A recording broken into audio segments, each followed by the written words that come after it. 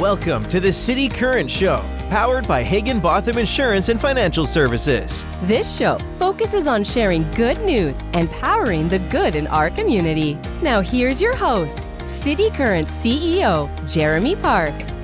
Welcome back to the City Current Show, powered by Higginbotham. I'm your host, Jeremy Park.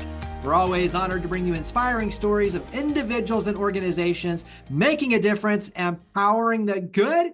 And we love having college students come on the show sharing their inspiring story and how they're making a difference. That's why we're honored to have with us Sara Lee. She's a graduating senior at the University of Toledo, graduating with a major in marketing and a minor in professional sales. I had a chance to meet Sara at the Doing Right Spotlight event with the University of Toledo Family Business Center. We'll talk all about that, but Sara, how are you doing? Good. How are you doing? Doing well. Well, as I mentioned, I had a chance to meet you at the Doing Right Spotlight event with the University of Toledo Family Business Center. It's an annual event celebrating businesses making a difference, leading by example. So philanthropic leadership, volunteerism, community engagement. This year's honorees, Jupe Mode, SSOE Group, and Designetics.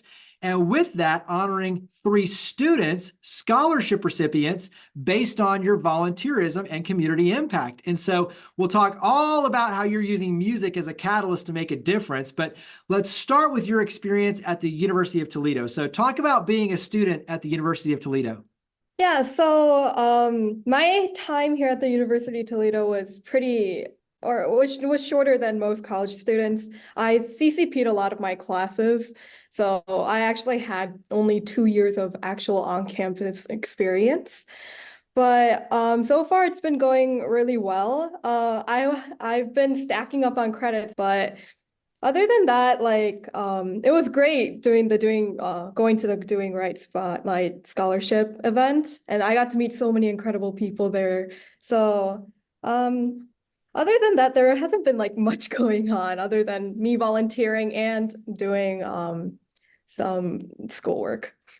For you, this starts in terms of volunteerism and the importance of your life, this starts early on. So give us a little bit of just kind of how you grew up and your parents and how you were modeled in terms of being a role model with your parents for volunteerism. Ever since I was born, I went to church. My parents are Christian, and every multiple times in a year, if there's a special event or just holidays, we would go to nursing homes, and we're a very musical family. So my mom plays the piano. My brother started violin way earlier than me. He started when he was 3. I only started when I was in middle school, but I did dance earlier on. So I would go dance. My brother would go play the violin, and then my mom would help play the piano. And we my dad, he would sometimes play the harmonica, but he would mostly be kind of recording everyone and then passing stuff out or helping out behind the scenes.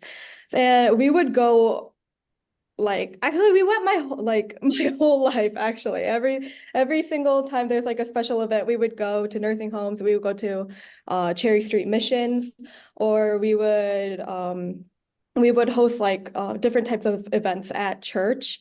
And through that, I was really introduced to it. I was born into it, I guess.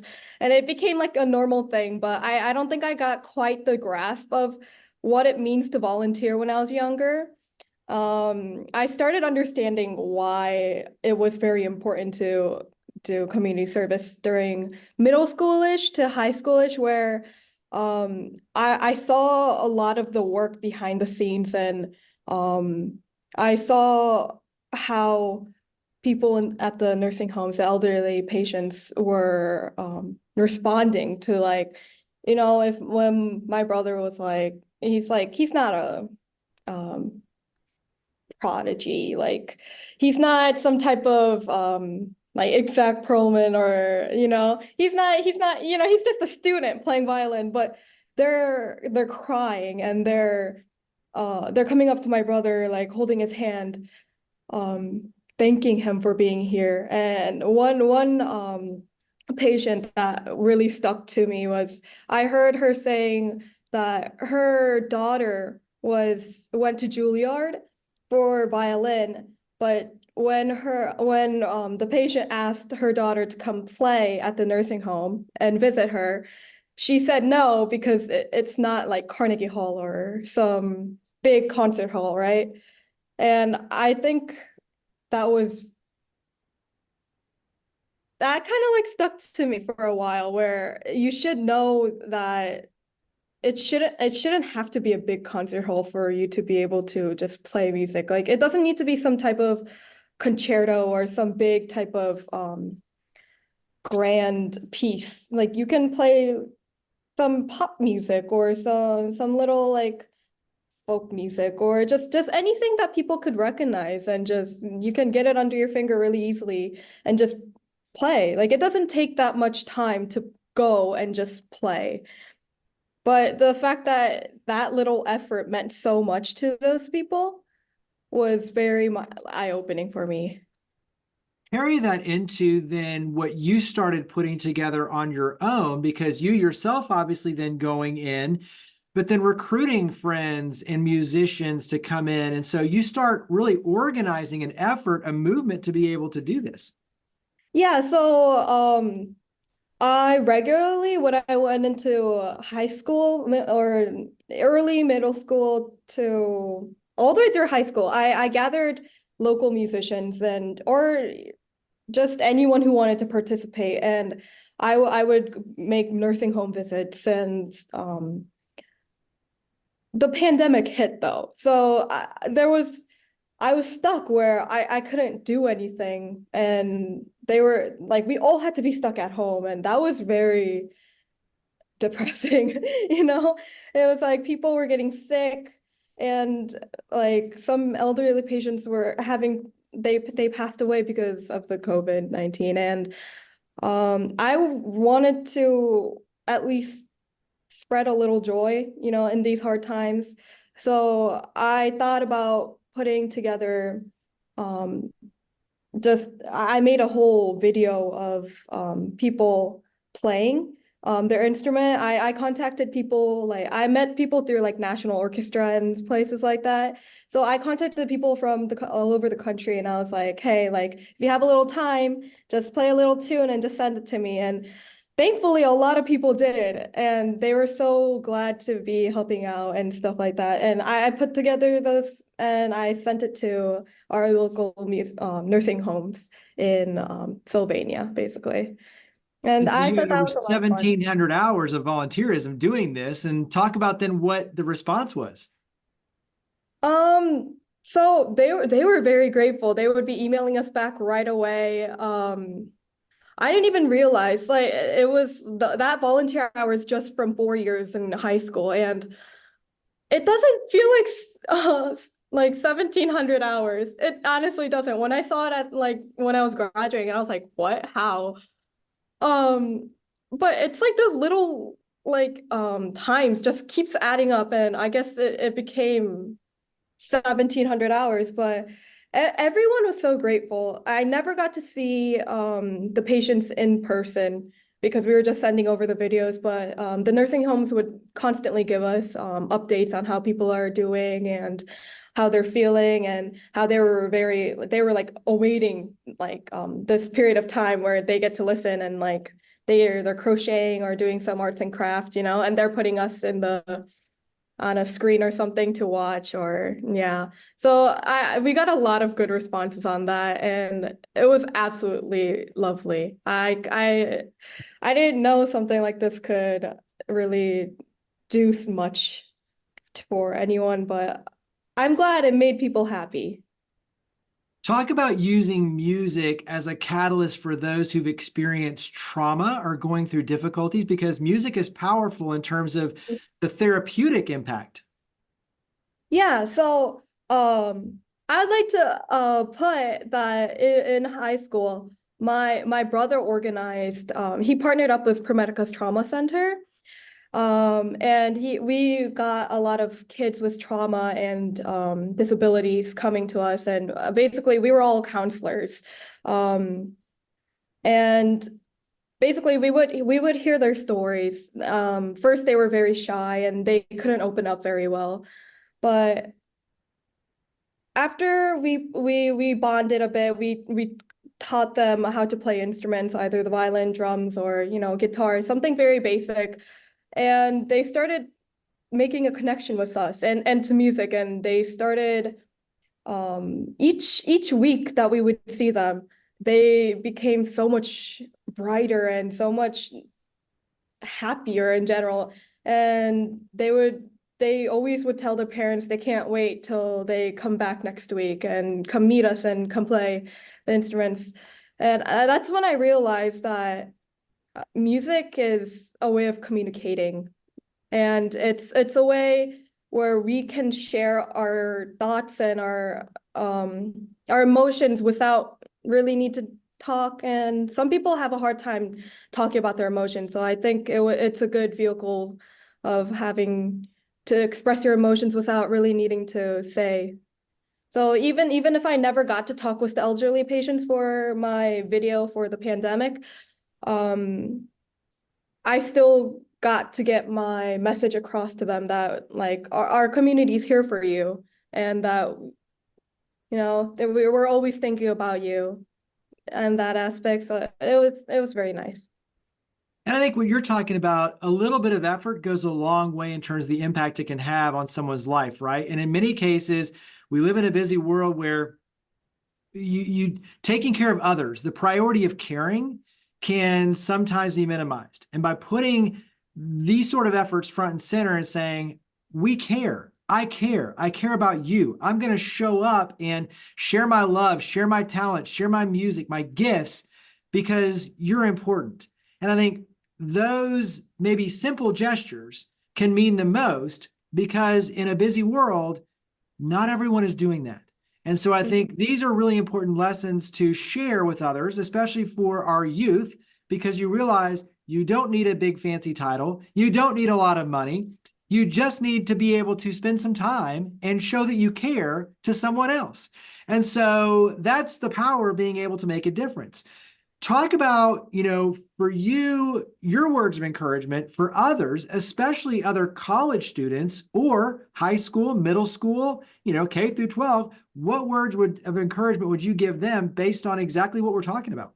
If I was talking to my younger self, I would probably be saying, be less stressed out, go out into the community more, and you're not too young. I would always tell myself that I was always too young to do anything, or to, and when I was in like middle school, I'm like, I'm just a middle schooler. What am I supposed to do? It's like if I'm a high schooler, like, what am I supposed to do? I'm just a kid, But no, it's not like that. You can always make a difference in the community, no matter how old you are, no matter what title you are. Like when I put together the nursing home videos, I used iMovie that comes free on my iPhone. And there was nothing, you don't need to put in any money or any, like, put your time. Like, as I said, like little efforts really just, it keeps like piling up, and it can create something big, and just take a little time out of your day, go out into the community and do something good. Just look around, see what's needed. And from there's so much that could be done out there, and there's so much that's needed out there. We should all be caring for each other and supporting each other, because you never know what people are going through. And like if I was having a difficult time, I would want someone to help me out as well. So just a little bit of time, just a little time, and it'll go a long way. There's nothing more or nothing less. Just a little time, and you can really make a big difference in your community. Absolutely. Talk about the experience with the Doing Right Spotlight with the Family Business Center, University of Toledo. So talk about what that honor, that recognition, that scholarship, what does that mean to you? Honestly, when I first got the email saying that I got the scholarship, I thought I did not, because they said they were going to announce it like I forgot the date, but it was like 6 days later they gave me an email that I made it, and I actually started crying. I was like, oh my God. It means so much to me about how I've realized that you don't need recognition when you're doing community service. There's no recognition needed, or it's nothing. I don't view it as something like, oh my God, I did such an amazing thing. It's like something just my daily life. And I'm glad I got to share my story, though. The spotlight is basically about sharing your story. And I'm glad that I got to meet so many people at the Doing Right Scholarship. And I didn't even learn about how companies are doing what they are to the like for the community. And that gave me a whole new perspective. So it just gave me a whole new perspective, and then opened up more opportunities for me for having that knowledge about those companies, and how not only individuals are doing volunteer work, it's like major big companies are as well. And that was very nice to hear. So I'm glad I really got to share my story to others, and I hope I will continue to be able to share my story and continue to do better in the community. Well, Sara, thank you for all you do to power the good, to use your passions to drive your purpose and make a difference. I know you're on Facebook and Instagram. Instagram's an easy place for everyone to follow you online. Your handle is Sara YY Lee, so SaraYylee on Instagram. Congratulations again on being a Doing Right Scholarship recipient. Thank you for all you do to power the good and make a difference. Thank you for coming on the show. Thank you so much for inviting me. I'm so thrilled. I was so thrilled that I got the opportunity to do this. Thank you. It was so nice meeting you at the Spotlight too. Higginbotham Insurance and Financial Services is proud to power the City Current Show. We're a people-first company that protects what matters most, the families, businesses, and trailblazers that keep our community going. As one of the nation's top independent insurance firms, Higginbotham is a single-source solution for business insurance, employee benefits, HR services, and personal insurance that's customized for you. We're here to serve you, the people you care about, and your community. Call 866-377-1959 or visit higginbotham.com.